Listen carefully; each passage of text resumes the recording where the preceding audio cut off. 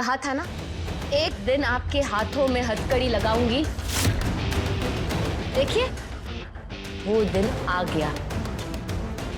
Constable मुस्कान, मुझे exactly सब बताओ कि हुआ क्या था। Sir, as an eyewitness मैं इनके खिलाफ एफआईआर दर्ज करवाना चाहती हूँ।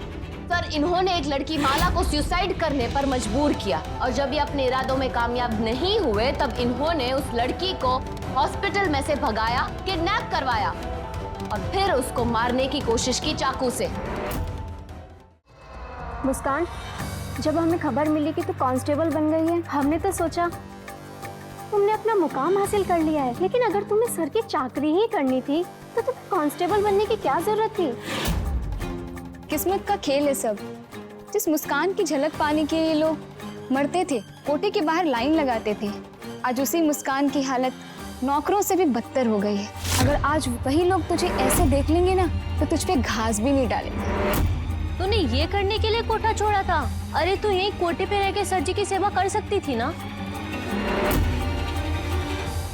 हाँ भाई, गौर से देख लो इसे और एक बात अच्छी तरह से समझ लो, जो भी इस कोठे को छोड़कर जाता है उसका यही हश्र होता है।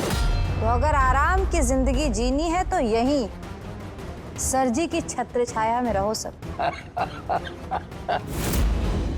इसी को कहते हैं विधि का विधान। वो कहते हैं ना तबस्सुम, किस्मत से ज्यादा और वक्त से पहले इंसान को कुछ नहीं मिलता।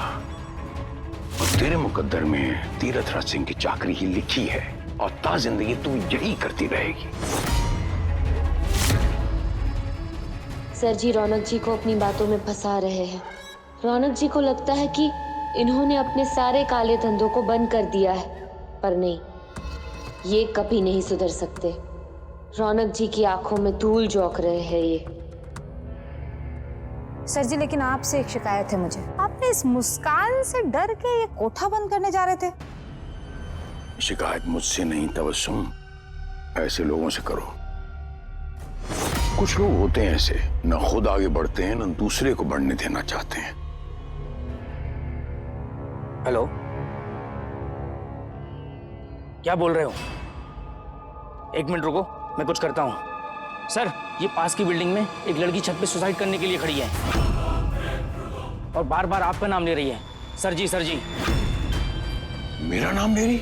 मैं जाकर देखता हूं। नहीं सर जी, आप नहीं जा सकते। आपके खिलाफ कोई साजिश भी हो सकती है। आप यहीं रुकिए। कांस्टेबल मुस्कान, तुम बाहर देख के आओ मामला क्या है। मैं सर जी के साथ यहीं ड्यूटी पे हूँ। जी सर।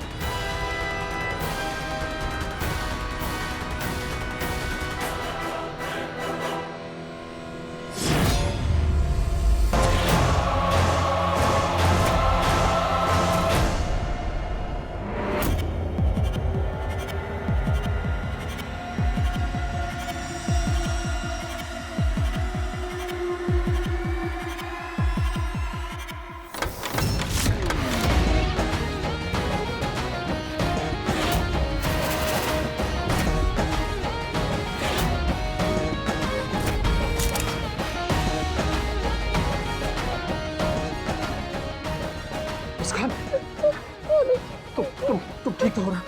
मुझे तो लगा कि मैं मर जाऊंगी। कैसी बातें कर रही हो? हमारे रहते तुम्हें कभी कुछ नहीं होगा।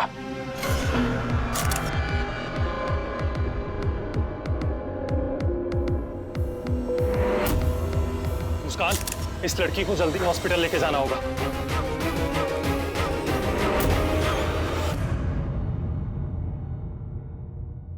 अब कैसी माला जी? देखिए, वो अभी भी बेहोश है, लेकिन चिंता मत कीजिए।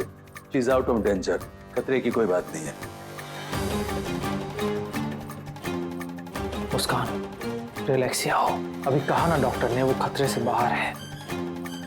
माला जी बिल्कुल ठीक है। कुछ ठीक नहीं है रौनक जी। सर जी एक नंबर के झूठे और मक्कार इंसान है। उन्होंने कोठे को कुछ बेचा नहीं है। आज वो वहीं गए थे और मुझे भी मजबूरन उनके साथ जाना पड़ा। रौनक जी वहां पे उन्होंने मेरी बहुत बेइज्जती की, मुझसे सिगार जलवाई, मुझे बहुत शर्मिंदा किया, तरह तरह की बातें की। और जो ये लड़की है ना माला, रौनक जी, वो सर जी की वजह से ही सुसाइड कर रही थी। अगर आज आप सही वक्त पर नहीं आते रौनक जी, तो मेरी और माला दोनों की जान चली जाती। जय हिंद सर। हाँ जी, क्या स्टेटस है कांस्टेबल मुस्कान? होश आया लड़की को? नहीं सर, वो माला को होश तो नहीं आया, पर सर मैं सर जी के खिलाफ एफआईआर दर्ज करवाना चाहती हूँ। उन्होंने एक बेचारी लड़की को सुसाइड करने पर मजबूर किया। जब तक लड़की को होश नहीं आता और उसकी स्टेटमेंट नहीं रिकॉर्ड हो जाती, तब तक कोई एफआईआर नहीं हो सकती। पर ये तो गलत है ना सर। सर हम सब कुछ जानते हैं, सब कुछ जानते हुए हम हाथ पे हाथ रखकर नहीं बैठ सकते। वो लड़की ने सर जी की वजह से ही अपनी जान लेने की कोशिश की सर। गुनहगार को अपनी किए की सजा मिलनी ही चाहिए सर। देखो मुस्कान जी प्लीज आप कुछ मत बोलिए, आप सर जी को डिफेंड मत कीजिए। रौनक जी मैं वही बोल रही हूँ जो मैंने देखा है। सब माला सर जी का नाम लेकर सुसाइड करने की कोशिश कर रही थी। रौनक जी मेरी बात तो सुनिए आप। देखो मुस्कान, मैं तुम्हें पहले भी समझा चुका हूँ, काम जोश से नहीं होश से करना चाहिए। पहले तुम शांत हो जाओ, जो इस वक्त काम जरूरी है वो करो।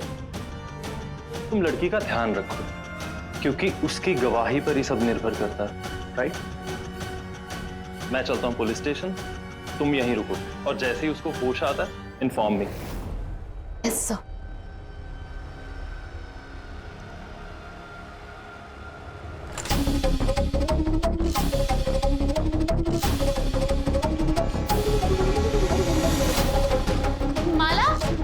माला जी, माला।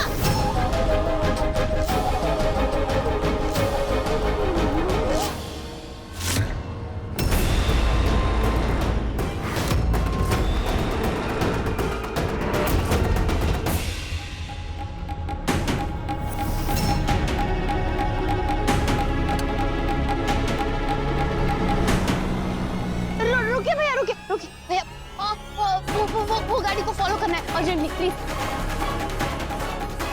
चल।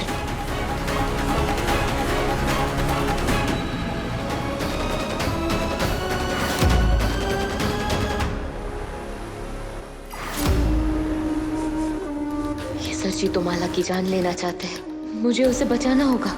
Sir ji please.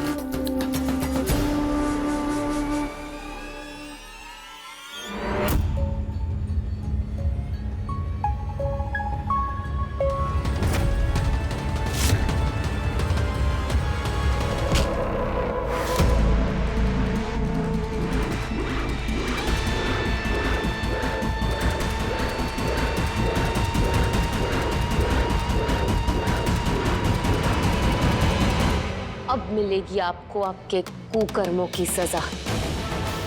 अब होगी आपके खिलाफ कार्रवाई। सर जी, आज आपका खेल खत्म।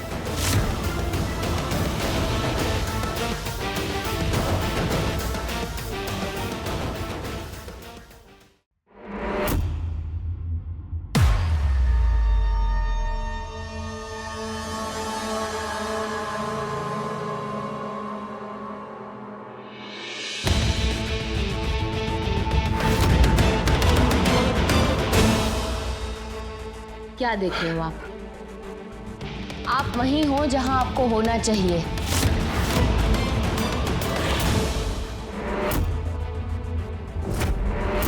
कहा था ना, एक दिन आपके हाथों में हथकड़ी लगाऊंगी।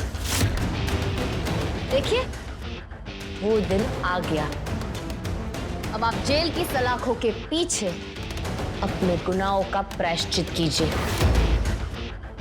कांस्टेबल मुस्कान, मुझे एग्जैक्टली सब बताओ कि हुआ क्या था। Sir, as an eyewitness मैं इनके खिलाफ एफआईआर दर्ज करवाना चाहती हूँ।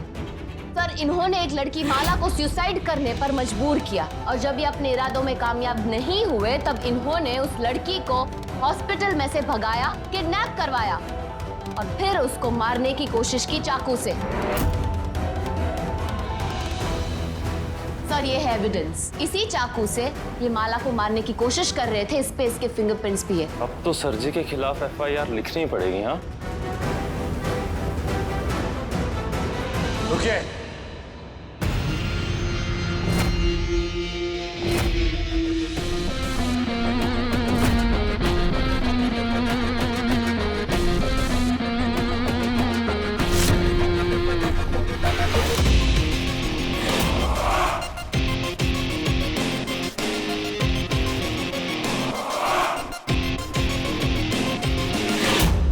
जानती हो मुस्कान, झूठ से बुरा क्या होता है? आधे सच पर यकीन कर लेना, उसे सब कुछ मान लेना। हम बताते हैं सत्य क्या है, पूरा सत्य। क्या ये सब कुछ? हमें सच जानना है, माला का सच। वो आपका नाम लेकर सुसाइड करने की कोशिश क्यों कर रही थी? हमें एक मिनट, आपने कहा था आपने कोटा भेज दिया ना, तो फिर क्या है ये सब कुछ? माला कोठे की लड़की थी। मैंने अब एक नया जीवन शुरू करना चाहती थी। मैंने उसके मामा मामी को दे दिया था। अब मुझे पता चला उसके मामा मामी ने कहीं और उसको आगे भेज दिया, इसीलिए मैं ले आया। उसके पास कोई और जगह ही नहीं है। मैं क्या करूं? अब अगर मैं ये बेच दूंगा तो कहाँ, कौन आश्रय देगा उसे? मुझे समझ में नहीं आता। मैंने तो आपके सामने देखो पेपर्स भी दिखाए थे, मैं तो बेच रहा था सर। एक मिनट, और फिलहाल आपको बस एक काम करना है। जल्द से जल्द जाके आप माला के परिवार वालों को लेकर आइए। हाँ, उन्हें एक केस आपके खिलाफ दर्ज हो जाएगा। नहीं, कुछ नहीं कर पाएंगे आप। ठीक है, जाइए, जल्द जाइए, अभी जल्दी से। मैं भी जाता हूँ। चुपचाप इनकी हथकड़ियां खोलो।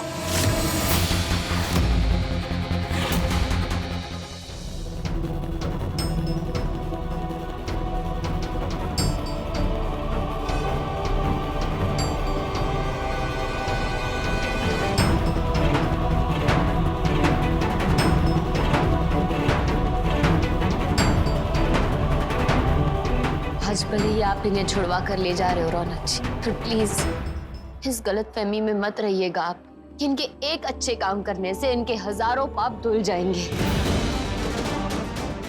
इन्हें इनके पापों की सजा तो दिलवा कर ही रहूंगी।